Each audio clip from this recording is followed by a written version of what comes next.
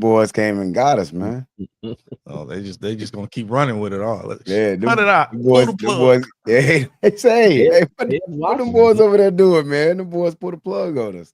All right, go ahead, Pump. You were saying though about what Yeah, no, Michigan yeah. potentially I may feel, have done by approaching it the way they did. yeah. I mean, at some point you're gonna have. I mean, again, that game is long. Down the road. Maybe their next toughest defensive challenge, maybe Nebraska. That's in a couple weeks. Mhm. But at some point, you're gonna have to let that freshman do his thing, and you're gonna have to give him time. He had no time against Oklahoma, and he's not gonna have any time against Ohio State. So, if their goal is to at least be in the Big Ten championship or win the Big Ten, you're gonna have to put the ball in his hand at some point. And if that's gonna be the preview when you face a really, really tough defense, then Michigan might as well wrap it up right now because they showed nothing that they had any kind of counterpunch. So they got to figure that out. We also can't overreact to it. I've been using that a lot these past 2 weeks. We can't. I mean, he's gonna make freshman mistakes. But like I said, they got to give him the opportunity to make those mistakes. And I think he's a natural baller. So eventually, after a couple games, he'll start to get a feel for the game. That was a tough matchup to kind of find yourself in. So I get trying to not give him too much. But I could, Ohio's who was their quarterback last year when they beat Ohio State? We don't know. So, it's like in those games, those natural playmaking abilities will come out. The competitiveness will come out as the season go along.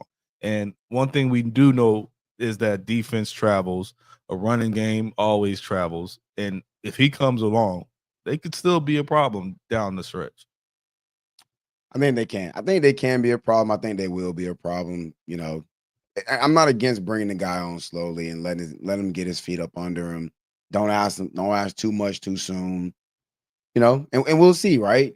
I said the same thing about Ohio State, Texas week 1, and about several other teams. They'll be better later in the year than they are now. One thing that I do think that Michigan won't be able to fix during the season, they don't have no real playmakers on that outside.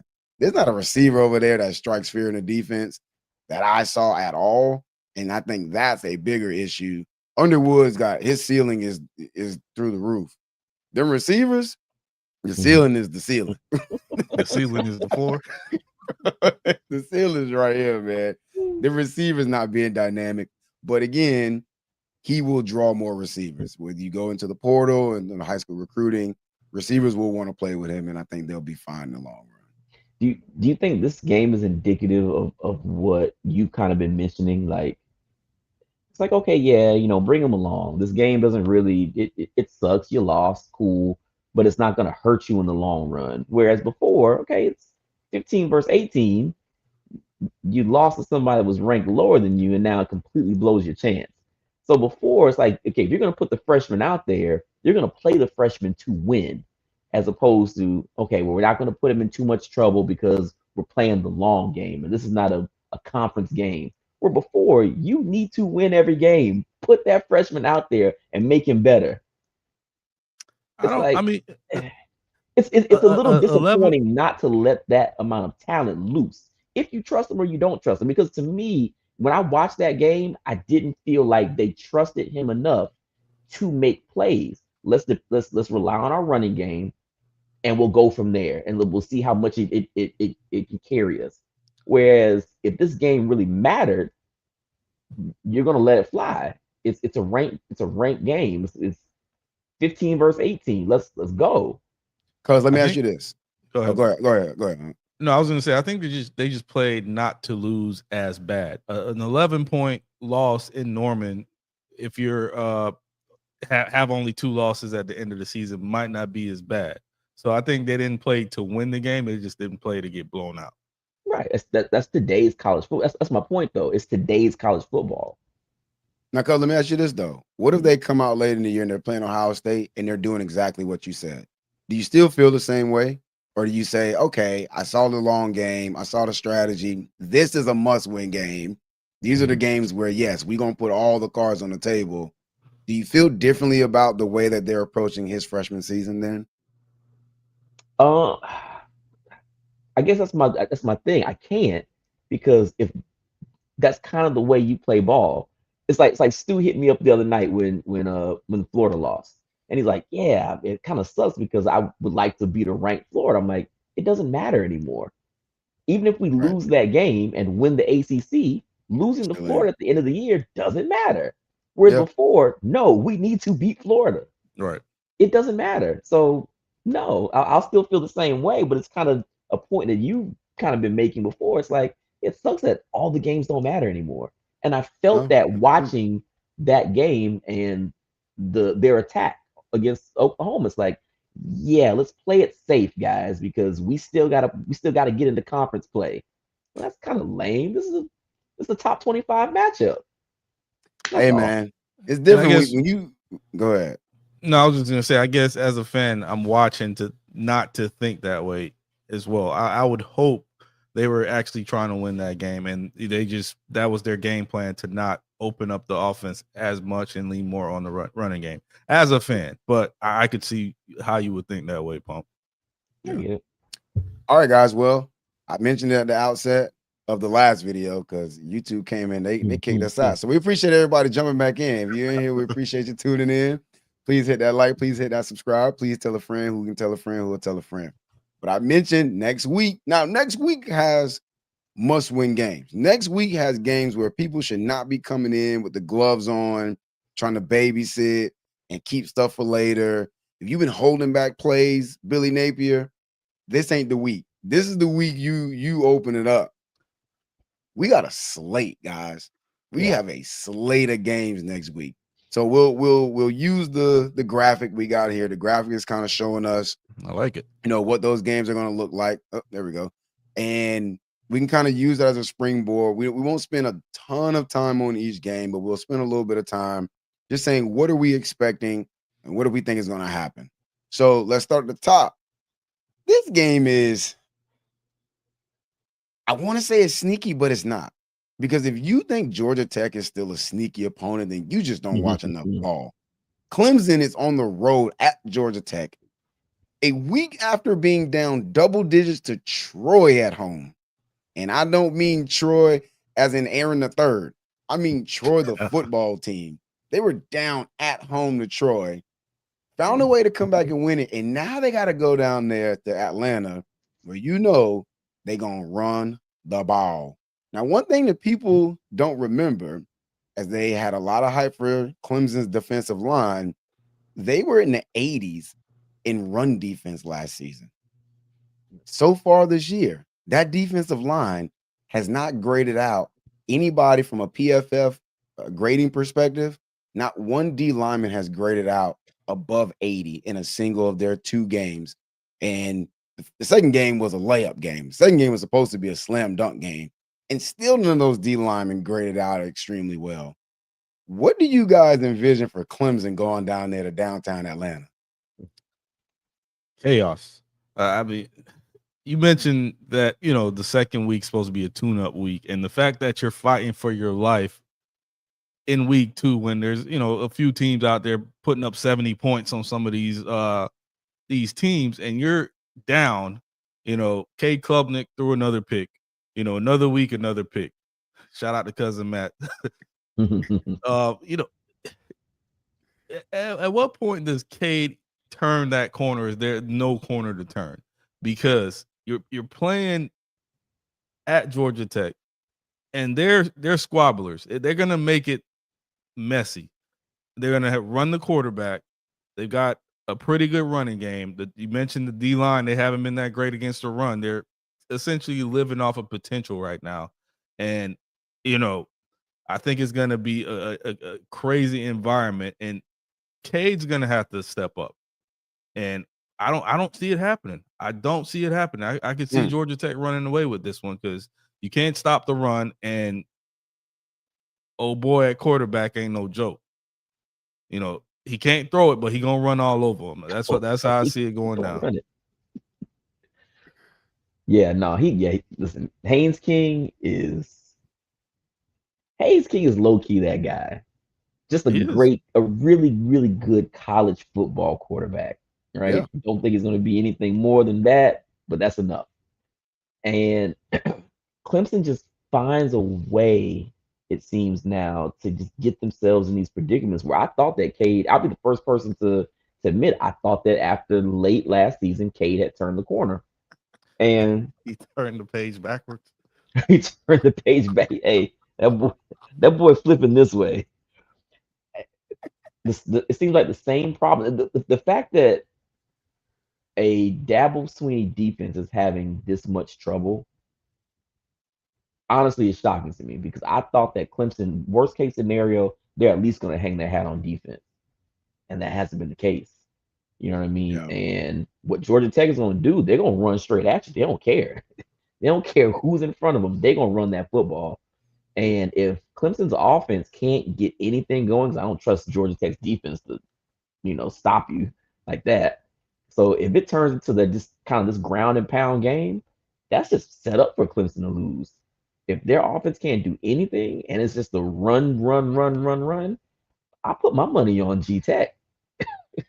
I'll take my money on G Tech for the upset. All right. I'm not mad at you guys, and it's hard to disagree with anything you guys said.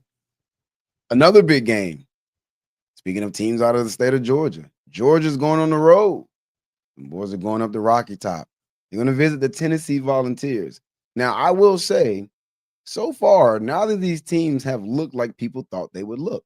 A lot of folks were nervous about Tennessee, unsure about the quarterback situation. Joey Aguilar shows up late. They basically traded quarterbacks with UCLA. So far, it looks like they won that trade. Georgia moves on from a Carson Beck. Gunnar Stockton is now the guy. Didn't look that great against Austin Peay.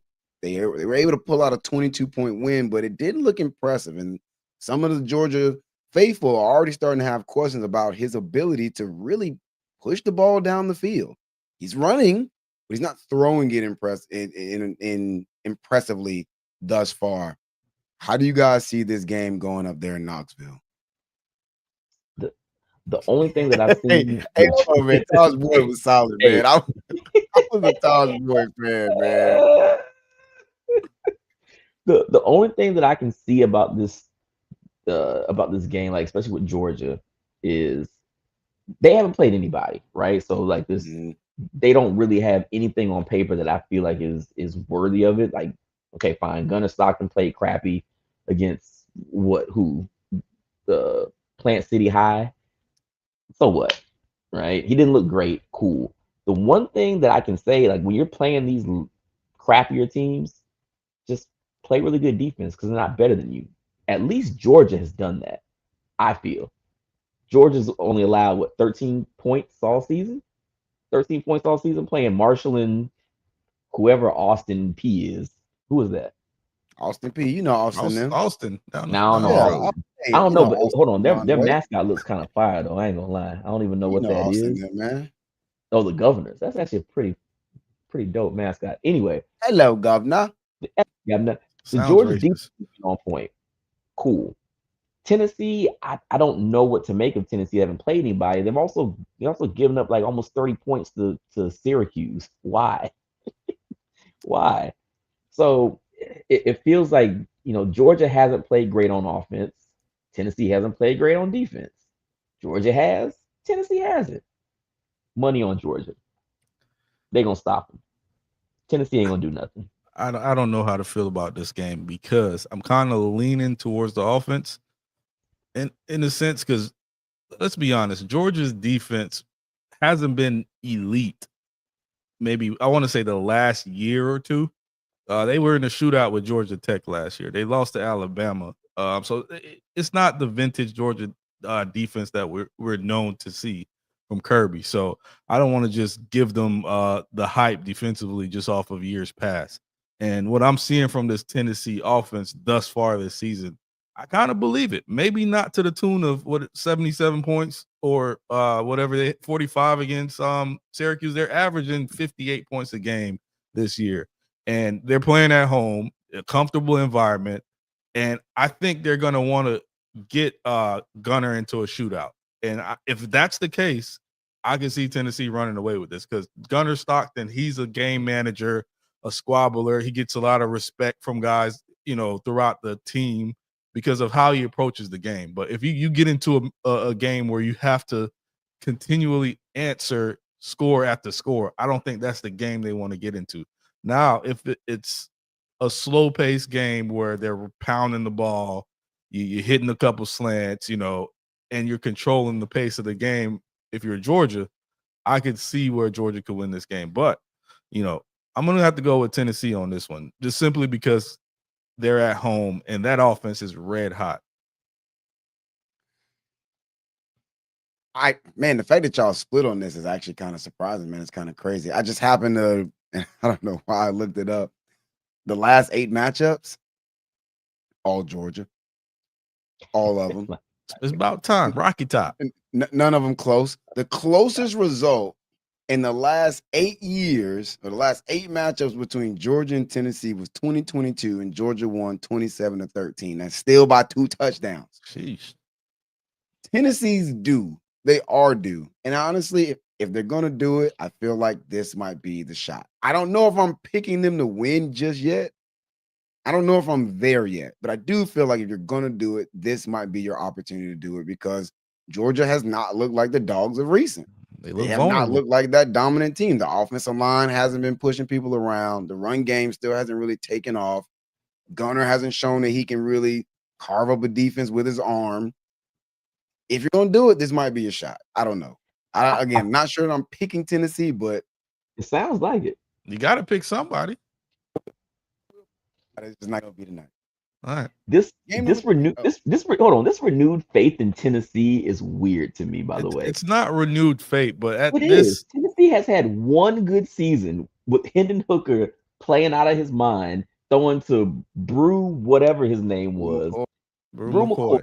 Who I like Brew McCoy. And after that, what else have they done besides have a guy come back? You also have to look at. I want $5 million, or else I'm going to UCLA. But they did beat it. They beat Alabama at home. They broke that streak. They've been beating Alabama though. They've been a competent team. You and cannot say that the trend. You have to look at the trend where college football is headed. I think a lot of games this year are going to be surprising, and this could be one of them. No, I don't know why. I don't know why Tennessee all had such. Is Peyton Manning and T. Martin coming back through that door? No. Pump, can you name a guy that you could depend on that Georgia offense? No. Maybe Zach Branch, but Gunner Stockton ain't getting it to him. So hold on. If I had 17 yards last week. If I said take anybody on Tennessee, anything, any element of Tennessee that you have to trust, whatever the best thing, or Kirby Smart and his defense, which one are you taking? You're taking Kirby. Come on. Then what are we talking about? I took him in against Georgia Tech last year. I gave you anything. For his life. I gave you anything on the entire Tennessee. Take the whole state of Tennessee if you want to, over Kirby Smart and his defense. Which one are you taking? The answer is still Kirby Smart. You said state of Tennessee, give me Cam Ward. What, his frustrated daddy up in them stands? Chill out, man. My boy was slinging dimes, man. Anyway, all right. Before we get into that, all right, we got to keep rolling. Number 3. This one's getting a lot of traction. People were asking me 2 weeks ago, oh, what about USF coming to Miami? What about USF coming to Miami? I'm like, y'all do realize USF goes to Florida. USF went to Florida. They got a big dub. Go Bulls. Proud alum. Now your reward is to go play at number 5 Miami. 3 straight weeks against ranked opponents, top 25 opponents. Well, every opponent they've played that was ranked is no longer ranked after they played them. So maybe it doesn't matter to the Bulls. USF is going down to Miami. These teams faced off last year. Miami got a very dominant win, 50-15.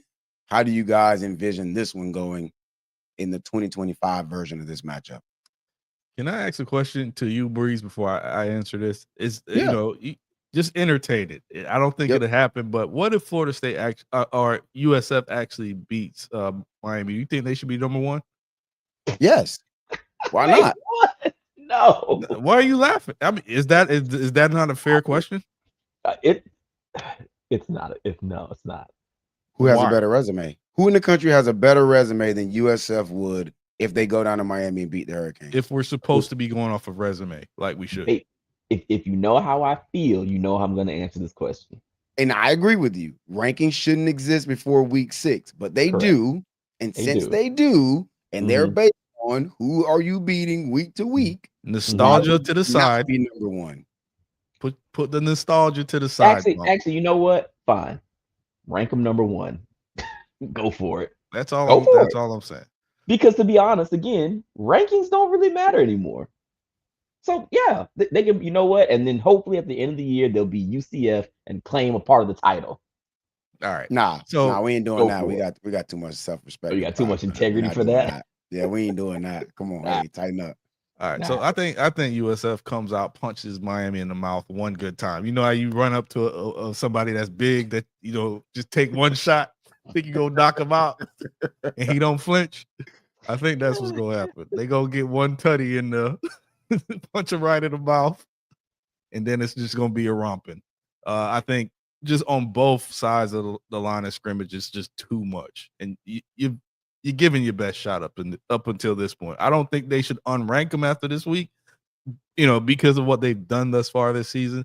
But I just think just the amount of the level of competition that you had to play the past 3 weeks is just too much for that team, and I don't think they have the depth on either side of the ball. Better quarterback play, better just all across the board. With that being said, Miami should take it serious, which I think them beating Florida kind of alerted Miami to, all right, let's not play with these boys. And I think it'll be over fairly soon. What you got? This is with no Miami bias at all. This is just going off of what. No, this is going off of what USF has done so far. I'm going off of what you just said. On paper, Florida had the better roster than USF, right? And they beat them. Now there's a lot of messy mistakes, a lot of this and whatever. I guess if you think Boise State had a better roster or better whatever, cool. I don't know Boise State's roster like that, to be honest. If Carson Beck is not better than DJ Lagway, and we both came into, I think all of us, except maybe Breeze, came into this season wondering, okay, well, who's back there? What playmakers does Miami have on the outside? We know what their run game is like. We know what they're like in the trenches. That's going to be tough. I don't think USF can get past that part. So are they just going to run USF to death? Or is Carson Beck going to have to make some plays? Because I mean, USF has played some good ball. They held Boise State to 7 points. They held Florida to 16 points. So they've been playing solid to straight defense. So why do I think that they can't do the same thing against a Carson Beck-led team that has a for sure run game? We know Tony is good. Is that a real thing? Is it a consistent thing with Carson Beck? I don't really know. But Pump, you're looking at it one dimensional. Like you could put pressure on a team defensively to where you make mistakes, turn the ball over inside their own end, and that just creates a field goal or an easier touchdown. So their offense doesn't necessarily have to dominate the game, but the pressure, defensively could cause turnovers, which could result in easy touchdowns. Listen, it was a fifth, so I get it. Yeah. All I'm saying is I think USF has a better chance than what people are giving them just based off of, well, there's no way this run can continue. I don't know that. I'm picking Miami to win this game, but I don't think that it's just that easy as people are trying to make it like, the Cinderella run is over. Trust me, I don't want it to be over. No, yeah, I don't. Yeah, as a person, obviously Miami fan first, USF alum second. No, I don't think there's any reason to just assume that, oh, well, it was fun, it's got to be over now. Well, it doesn't have to be over. And shout out to my man Herb in the comments. He alluded to the fact that based on the comments made by Miami's coaching staff this week, they're very much locked in. I think USF beating Florida did more good for Miami than probably USF in a way, because obviously the big three in this state, we look at those other teams a certain way. If you say otherwise, you're just not being honest, right? We look at the other teams in the state and we say you're a tier below, because historically it's been very, very clear that is a big distinction between the UCF, the USFs, FAUs, FIUs in the state versus the Florida State, Florida Miamis. And as we're seeing throughout college football, the talent gap, the spread of talent is changing, right? It doesn't look the same way it used to look. So yeah, USF did keep a Byron Brown.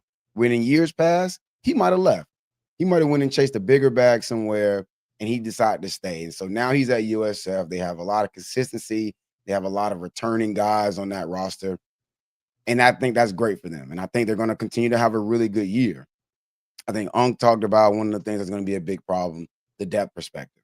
Yeah, they've got some guys who can play on that top level. But the same way we saw with this team last year when they played against teams that were able to physically impose against them, and when they got later in the year, when you start having to dig into that depth, it gets much harder for those teams to sustain the same level of play. So Byron Brown, especially with the way he plays, he takes a lot of hits, right? And I said that, and I said the same thing about a number of guys. And actually, I gave Tommy Casamigos credit in that week 1 for not taking hits. He got down, he protected himself. Byram doesn't do that. Byram seeks out the contact. And the problem is eventually, as big as he is and as physically dominant as he can be, those hits start to take a toll, right? And, maybe in week 3, he, the wear and tear isn't loading up, but eventually it does. And the rest of the guys on that roster, it'll continue to do that. And I think Miami, the way that this team is built, as we saw in that Notre Dame game, if it means slowing down the game and making it a physical in the phone booth game, if that's the game you want to play, this isn't the team to try to win that in that style, I don't think. And Byram, for all the things he can do, you're going to have to throw the ball to beat Miami. We saw Notre Dame try to use a quick game, try to run the ball. That didn't get them any success. They found some success being able to throw the ball. And one of Byram's biggest issues is he's not accurate consistently, right? Even on the touchdown they scored against Florida, that was a medicine ball. That was a beach ball, and it should have been picked off. I don't know what the Gator safety was doing. That should have been picked off going the other way, and that was your touchdown. Last year, they scored 1 touchdown against Miami. It was on a trick play. That's not hey, we lined it up, and we're right there with you. That's, you kind of got to do some things to allow us to win. I thought Florida did things that allowed them to win. And one thing that we've seen with Mario Cristobal, especially in marquee games. Now, if you want to talk about the sleepy games, yeah, he loses a random Georgia Tech game he's got no business. He loses a random Syracuse game at the end of the year. He has his teams up for big games. Florida last year, big game. Notre Dame this year, big game. Oregon at Ohio State, big game. His teams show up for the big games. So the fact that USF did get that win makes it a little bit easier on that Miami staff. And yeah, I mean, I think USF will make it fun maybe for a little bit. And then eventually the talent disparity will show itself. And Carson Beck, well, he's not a world beater. He's done a great job of giving his playmakers opportunities to make plays. And they've done it. I think Notre Dame's got 2 cornerbacks that are projected to be top 2 round picks. And he was able to find success against them. He broke a record last week with 15 straight completions to start the game. That's a Miami record. He's putting the ball where it needs to be. And you can see that he's a veteran quarterback who's played a lot of ball. So, yeah, I think it could be fun for a little bit. But no, I am not. As a Miami fan, if I'm putting my Miami hat back on, I'm not overly worried about this game. Yeah. We got to keep rolling. Speaking of the aforementioned Florida Gators, their reward for losing to USF is a trip to Death Valley to face the Bayou Bengals. Pump, you shaking your head. You got a sneaky grin. Is this blowout alert? Is this accelerated clock mercy rule alert? Yup. Really? Unc, you on that too? No, I'm not on that because you and I were talking before the show, and we talk about the games that Florida should lose, they end up winning. So I think Sunbelt will get the team up for this one. It's a lot of pressure going on in Gainesville right now. I don't think they'll get blown out. I do think they lose though. But they put up a valiant effort. But they're going to force Lagway to make throws, and I like this LSU secondary. I think they might be one of the best secondaries in the country. They're going to stop ball in that running game and force Lagway to make throws in a hostile environment. We've seen him do it before, but with a full week to scheme up against Lagway, and I don't think those young freshman receivers could make plays against the secondary. I got LSU winning a close one. 17-38. Next topic. Golly. Wow. Hey, listen. I'm not gonna say a whole lot on this, but I'm gonna follow what Unc just said. I will not be shocked if Florida finds a way to win this game. Billy's entire tenure has been winning games he's not supposed to and losing games he's not supposed to.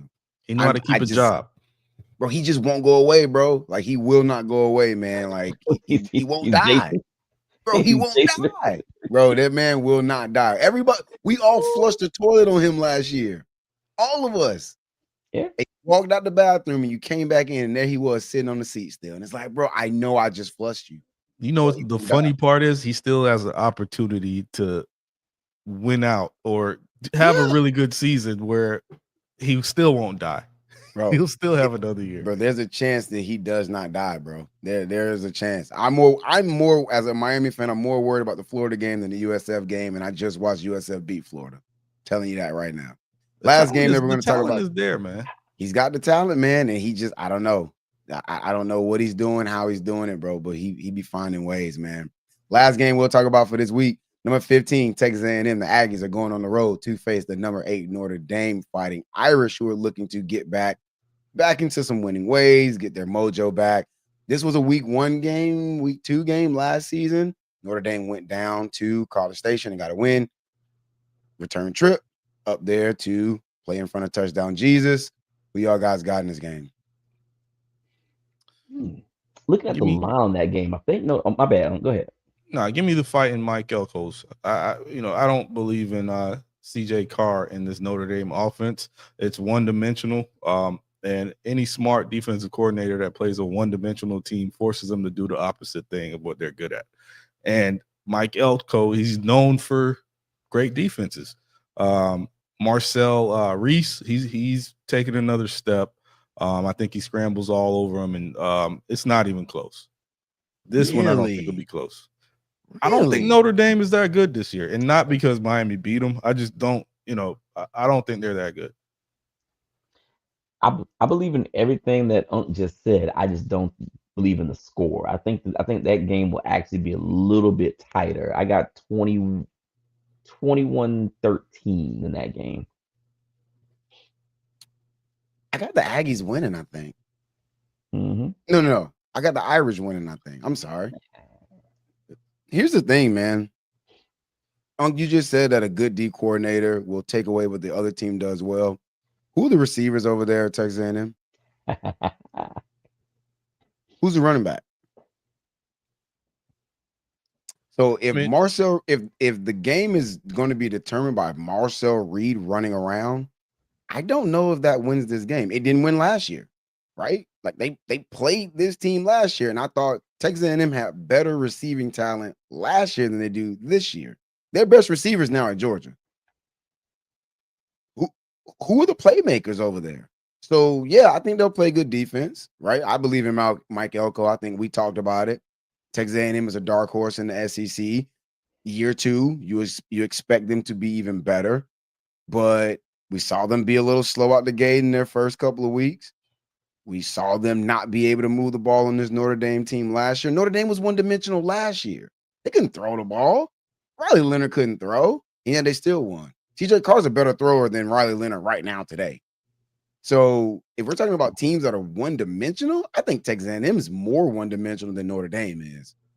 I think Riley Leonard's a better quarterback than Carr is right now. I think he's a better college player. Yes. But in terms of actually like throwing the ball, he couldn't throw the ball last year. Like he could not throw the ball at all. Notre Dame has better receivers than they did last year. They have a quarterback who is at least a threat to throw the ball. Breeze, to cut you off, I actually looked it up because I knew they got a receiver. They got the kid from NC State, Concepcion.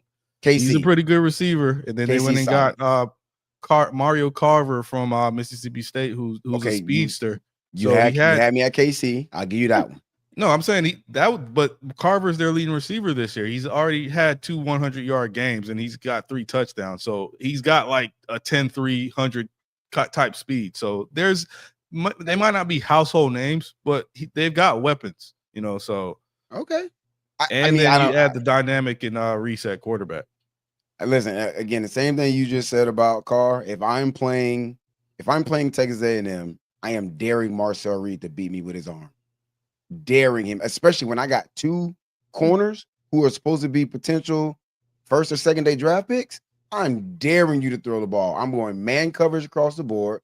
We're going to play contain. We're going to stay in our gaps. And we're going to dare you to beat us with your arm. And I haven't seen Marcel Reed do that regularly. Marcel Reed, a lot like Lenore Sellers, take away the run. They're not all that great. Be careful, cousin Matt's in here.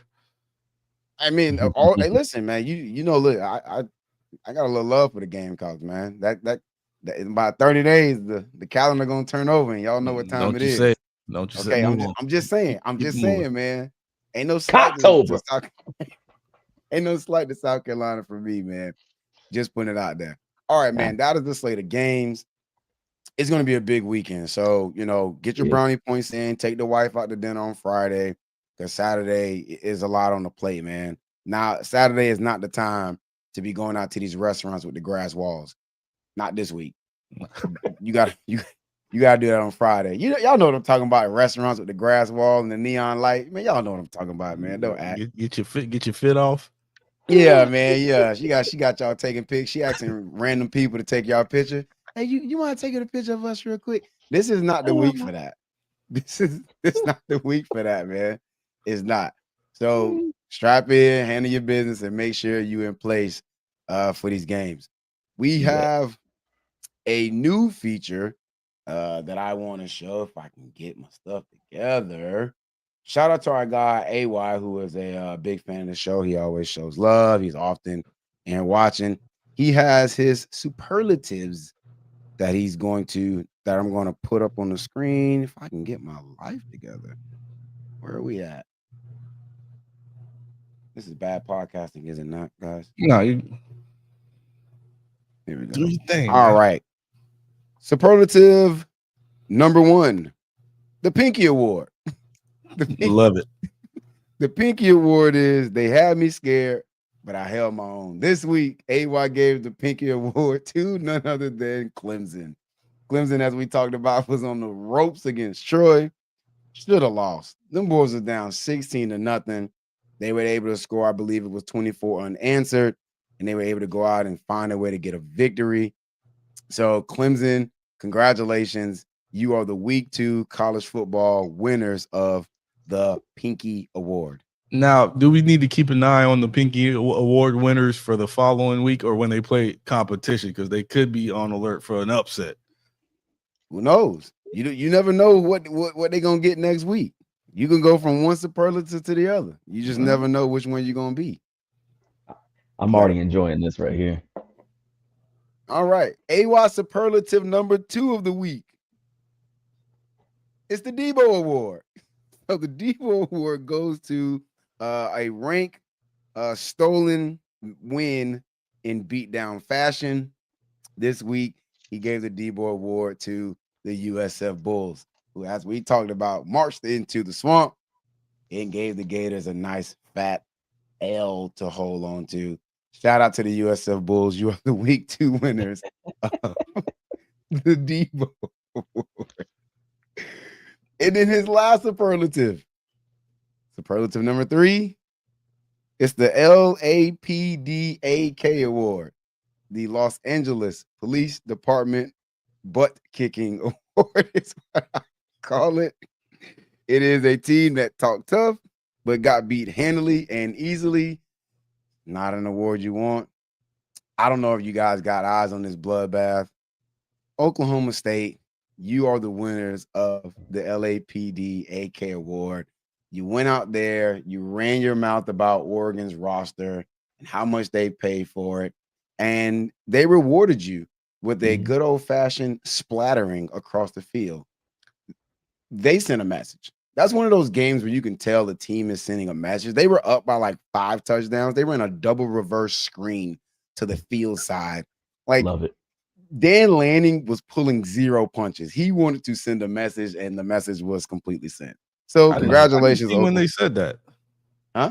I didn't see when they went out and said that about. Mike Gundy made a comment about. I think he was saying how they spent like $40 million on their roster or something like that.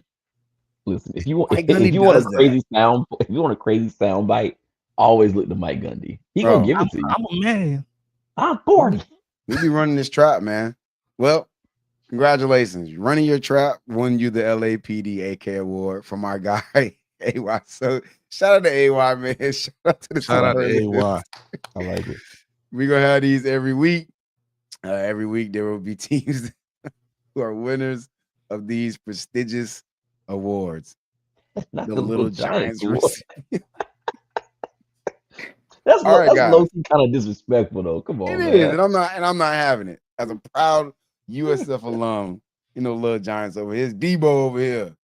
Who else wants some of Debo? Didn't the Rattlers lose this weekend? Hey, don't bring that up. Why would you do that? I'm just saying. Why would you go that route with that? Jay Will in the comments. Hey, man. Hey, get your life together.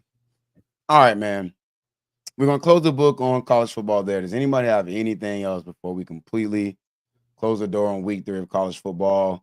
Week 3 preview, week 2 review. Any last parting thoughts? Go Noles. Tommy for Heisman. Okay. Well, then, if that is the case, then we will close that and we will open the door with NFL. Really, I'm gonna be honest, guys. I thought for the most part it was a kind of a sleepy week in the league. I don't know if y'all felt that way. Like there were not a lot of fun, exciting games to watch. Yeah, Pittsburgh and the Jets. That game was exciting. The Bucs game had a little drama to it there at the end. A couple of kickers not being able to do their job. You literally have one job. I'm not sure why you struggle so much, but who am I? Whatever. And then Sunday night happened. And Sunday night, we got ourselves a special occasion. Pump, you often have very strong thoughts about these two guys. Me and Unc have very strong thoughts about one of the guys that played in that matchup. Did you get a chance to get eyes on that game? And if so, how did you feel walking out of it? Same story, different narrative. I can't put this on Lamar. He still can't win the big game. Not that week 1 in the NFL is a big game, but it seems like these type of games, traditionally, Lamar Jackson just cannot win for whatever reason. And typically I will find, or there are clear reasons why it's him, and this one is just not. No, you said it right initially. You will find. Well, I don't have to look far. How about that? I'll find them because he puts them right there for you. It's true. That's not necessarily true, but okay. Listen, guys, Continue. for whatever reason you guys on. want to cape for him, it's fine. It doesn't matter. I can't put this on him. It's shocking that you allow that team to score 17 points that late in the game. You walk into the fourth quarter up. Were they up 20 at that point? It was 40 to 41 to 25. Yeah. With what, like halfway through the fourth quarter, like you're supposed to close that team out. This one is all on the Ravens D. And when was that Derrick Henry fumble? It was on the possession, 2 possessions before they tied it up. They got the ball back one more time, and then the Bills went down and scored again. It's like the Ravens themselves found a way to blow that game. Which again, week 1, it's fine. Just get past it. You got plenty more football to go. That was a great game. Yeah. You know what I mean? It's what you want for a Sunday night game in week 1. But if you're a Ravens fan, that one kind of hurts. That one hurts big time. It seems like the Ravens are always must-see TV when they're in prime time. Because last year, I believe the first game of the season, they lost by a toe. When Isaiah Likely couldn't keep his toe in the back of the end zone, and to lose this year in a shootout, with likely the 2 MVP candidates, man, it's a great way to start the season off. And I agree with Breeze after a lackluster day of football, and maybe it's because we're like super high on college football, and then it kind of takes a drop down on Sunday. But I do think the biggest thing for me is it shows how great Josh Allen is. I've tried to hate on him in the past, but I got to kind of give him his flowers. I think there's a stat where it said he threw for over don't do that, Pump. He threw for over 200 yards in that fourth quarter. And he every time he touched the rock, he seemed like he was the best guy on the football field, which he was. Shout out to Lamar. I'm a huge Lamar fan, but Josh Allen was the best player on the field last night, and he showed, especially in that fourth quarter. And for the Ravens to invest so much into that defense, you went out and got Jair Alexander, and Keon Coleman went over 100 yards. At one point, he got beat on the corner route by Palmer. I want to say, Palmer beat him on a corner route to basically seal the game. That's what you watch Jalen Ramsey, seal a game defensively for the Steelers, and you, Jair Alexander, who you consider yourself the best corner in the league, and you pretty much give up a corner route to a no-name guy to basically lose the game for your team. So that defense has to step up. I feel bad for Lamar because he played a hell of a game, and it just I don't want to put this on Derrick Henry. You shouldn't have to score 40 points to win a game. I gotta put it on Derrick Henry. Like I do, because the man had almost 200 yards rushing, man. I hear you. That's fine. What did Reggie Miller say on that documentary about playing against the Knicks? There was a main question. It actually ended up being the title of the documentary. What do you do when it's winning time? Right? Like, all that other stuff is cool. So why don't balled you ask out the defense? First half, you went crazy. The reason why, in my opinion, is because if you have a Derrick Henry, you have that offensive line. The defense wasn't playing great most of the night, right? They were up 40, but it was 40-25. It wasn't like they was up 40-3. Like, the defense wasn't clamping them all, the entire time. I think the Bills had done a couple of things to kind of shoot themselves in the foot at times, but the defense wasn't balling out anyway. So it's not like you got late in the game and you're like, hey, look, man, my defense been on point. We're going to lean on them. We're going to be all right. No, you've been running the ball incredibly well. Derrick Henry, you get paid very, very well. You fumbling in that moment is unacceptable. It's completely unacceptable. And if we're being honest about people, and I'm one of the biggest Derrick Henry fans out. What do you mean it's not fair? Fumbling's not fair. You can't fumble, bro. It wasn't a fumble recovery for a touchdown. You still had an opportunity as a defense to go out there and have your guys back, who's been carrying you all damn game. And bro, you can't stop. You can't stop them. Plus territory. Okay, still as a defense, hey, he's got over 180 yards, 2 touchdowns, been carrying the load all game. Let's step up as guys that get paid to do our job. Kyle Hamilton, you're the highest paid safety in the league. Alexander, you're the highest paid corner in the league, or second, one of them. Raekwon in the middle, you're one of the best linebackers, the highest paid linebacker in the league, and they've got 3 guys on this team that's highest paid defensively on their team, and they can't step up and cover 1 or 2 guys for a play after this man's been carrying you all game. You can't blame this on Derrick Henry. You know what that sound like? You remember that practice and remember the Titans and Petey had fumbled and he said my blockers were bad. He said, did you fumble the ball or did your blockers fumble the ball? Nobody on that defense fumbled the ball. And nobody wasn't covering all night. Which is also fair. And I'm not letting them off the hook. You're up. And at the time, they were only up 1 possession. It's 40-32. You got the ball. There's less than 4 minutes left. You got the ball. It was 3:56. You ran 46 seconds off the clock because you only got to run 2 plays. You only ran 2 plays because your star running back gave the ball away. You cannot do it. It cannot happen. And I'm a huge Derrick Henry fan. Huge. That can't happen, man. It can't. You had none of the momentum. Everything had been going the Bills' way. They got 3 timeouts. At the very least, you got to start making them use some of them timeouts. They didn't use a single timeout. So when you got the ball back, 1 more time, up by 2 points, guess what they had?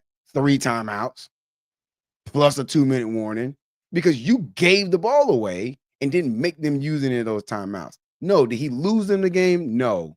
But when it mattered the most, and you have been doing all these incredible things, you folded. You folded. And you got to hold that, man. You do. I'm Yeah, not with defense was that. trash, but defense was trash all day. So it I'm ain't not like you with were like, that. hey, man, my defense got me. No, they ain't had you all day. Everything Breeze just said, I swear I've said the exact same thing, but you know, Hey, I guess man, I guess it's convenient when it's a different player.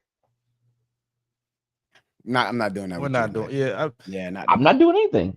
This is Not doing convenient. that with you tonight. Y'all will find a way to blame everybody else when it's clearly somebody else's fault, right? Mark Andrews fumbled. Derrick, This was Mark Andrews correct. in the playoffs. Derrick He Henry, fumbled that game Henry away. should not have. If Derrick Henry has blood on his hands for fumbling that ball, the defense has blood on their hands for giving up 17 unanswered points. It's clear, right? It's clear. Yeah, yeah. Great game though. Incredible game. very good game. Very good game. Incredible game. I think that's going to be the AFC Championship game. They'll see each other again. We know the outcome of that game. Hey, Derrick Henry helped me win last night, so you know he did his job for me. Hey, Lamar and Got me Zay 30 Flowers. points. Yeah, Lamar and Zay Flowers did their job for me too. So, Amen. all right. I mean, listen, I don't. We could talk about the Bucks again. I thought this was a sleepy Sunday. I didn't think the Sunday slate was that great. Any week one overreactions? Let's close it on that. Do you guys have any week one NFL Aaron overreaction? Rodgers is back in MVP. I'm not with you on that one. That's why it's an overreaction. Yeah. And Justin Fields dueled him back and forth. He did. Justin Fields played a hell of a game. That was actually a really entertaining game. The Chargers are the best team in the league. That's crazy. That's why it's an overreaction. Stop That's it. crazy. What else? It's another good overreaction. I don't know. Yeah, you're right though. This slate was just kind of crap. You guys didn't try to pull. It was Yeah, you stinky. try to pull something out of there. It was No, stinky. we're just high off of Oh, college. you know football. what? The Niners are still sturdy with Purdy. Let's close that thing out of there. Every time they lose somebody big, he finds a way to get them to where they need to be. Right? You lose George Kittle, you can never trust Christian McCaffrey, and they found a way to sneak out of Seattle with that win, off the strength of Brock Purdy. The boy's still sturdy with Purdy, man. My week one overreaction: the Cincinnati Bengals are going to get Joe Burrow murdered. You've been saying He's this gonna. for years. I was gonna die on that field. Did y'all see that hit? Yeah. Yeah, Myles Garrett had like 3 sacks back to back. They're gonna get that man killed. And they're trying their hardest, bro. Like that is their hardest, bro. That is manslaughter. Like, bro, they need to be investigated. Somebody has money against Joe Burrow, and that somebody is on that offensive line or in that GM. Bro, they don't like him. They don't like Joe Burrow. They don't want to see him succeed. They want to see that man in a wheelchair. It's like he keeps like finding ways to not get hurt when he should. It's like watching the Road Runner and Wile E. Coyote back in the day, and the Bengals organization's Wile E. Coyote. They're just setting up traps for Joe Burrow. Yes. Let me drop the anvil on you here. Let me put the hole here. Let me set the dynamite here. Terrible. I don't understand it. I don't. They're gonna get that man killed. He'll be all right. He tough. Okay. You tough, I'm right? not doing that. My last overreaction. The Titans will have the first pick in the draft next year. That's a weird way to say it. It's a weird way to say Miami Dolphins, but okay. Oh yeah, I mean they'll be fighting for it because them receivers in Tennessee ain't trying to catch a thing. Hot garbage. Well, garbage juice. Hot garbage. Guys, that's a fumble. Guys, it's football season. We're in the heart of it. We got a great slate coming up. Pump is currently cheering for his Bears. Got the victory wine on ice. Victory wine is lying in wait, I would imagine. 100%. That knees down.